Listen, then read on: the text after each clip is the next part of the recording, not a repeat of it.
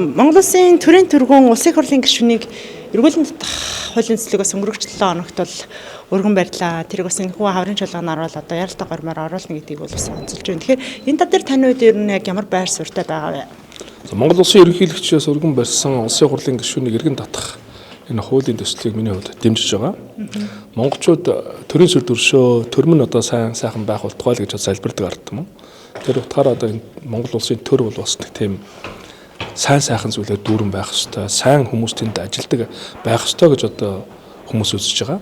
Тэр утгаараа одоо сошиал янзын үг үсэг буруу хазгаа харилцаа хандлага гаргахаас ахуулаад одоо хулгай зэлгийн авилгын хэрэгт оролцож байгаа юм нөхцөл байдал байхгүй байх ёстой шүү дээ. Тэр утгаараа ер нь бол энэ хуулийг батлагдан гарснараа олон зүйлээс урдсан сэргийлэх боломжийг гишүүдэд олгож байгаа. Гишүүд харин хамгаалсан юм хууль болж байна гэж би харж байгаа. Яг үүндээ манайхаа одоо тэгэл янз янзаар мушгиж ойлгох шиг байгаа юм л да. Тэгэл одоо парламентын дархлааг алдагдуулах гэж байна гэж. Үгүй харин би парламентыг илүү тийм дархлаатай байх боломжийг бүрдүүлж өгч байгаа. Гишүүдийг янз бүрийн зүйлд орооцох юм бол ийм хариуцлага байдгийн шүү гэдгийг ойлгуулж өгч байгаа зүйл гэж харж байгаа. Яг үүндээ Монгол Улсын их хурлын гишүүн гэж одоо бүрэн эрхтэй гэдэг тэр бүрэн эрхийнхээ ард нуугдсан байдлаар асуудал ханддаг. Аливаа зүйл дээр ингээ хаалттай байдаг. Аливаа зүйлийг өөрөөр шийддэг ч гэдэг юм уу.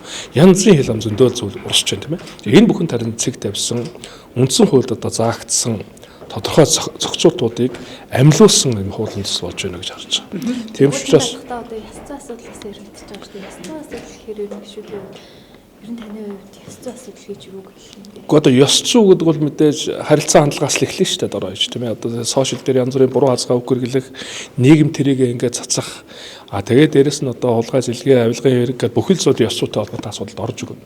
Мэдээж улсын хурал дээр одоо ёс зүйн дүрэн байгаа ч гэсэн магадгүй энийг илүү тодорхой болгох ийм зохицуултуудыг одоо энэ хуулиар одоо баталгаажуулж гаргаж өгч байна гэж харж байгаа. За ингэснээр бол одоо энэ Монгол Улсын одоо их хурлын дархлааг улам сайжруулж за нэр хүндтэй олон түмэн бас Монголын төр маань их хурл маань гэж одоо бас хүндэгдэг байх тэр сайхан үнэлэмжийг бий болгох боломжтой болно л гэж харж байгаа. Энэ бол ирээдүйд ч гэсэн том боломжийг олгож байгаа. Их хурлын гишүүдийг харин альва зүйлд эрсдэлд орохоос хамгаалсан ийм одоо хуулийн зохицуул болж байна гэж бодож ойлгож байгаа. Төрийн тэргуун бол бас тухайн хууль бол одоо батлагдсан өдрөөс бол хүчинтэй гэдэг зүйлийг бол бас онцолж байсан. За зарим зарим их хурлын гишүүд болон иргэд бол одоо тухайн хууль батлагдсанаараа өмнөх халдааг сөхүү гэдэг асуудлаас яригадаад байна. Тэгэхээр ер нь тухайн хууль батлагдсан өдрөөсөө хүчин төгөлдөр байх нь зөв гэж таны хувьд харж байна уу? Энэ дээр Тэгэлгүй яг би батлагдсан өдрөөс өчнө төгөлдөр үүслэх нь зүйтэй гэж үзэж байгаа. Тэгэхдээ энэ чинь энэ хууль урагшаа явж үйлчлэхгүй шүү дээ. Батлагдсан өдрөөс хойш зүйлд үйлчлэнэ. Тэгээ энийг одоо бас буруу хазгаагаар тайлбарлаж байгаа зүйлүүдс байхыг үгүйсэхгүй маа. Тэгээ магадгүй би одоо боддгийн шүү дээ. Буруу хазгаагаар тайлбарлаад байгаа тэр хүмүүс чинь асуудалтай учраас л хийж гэнэ гэж.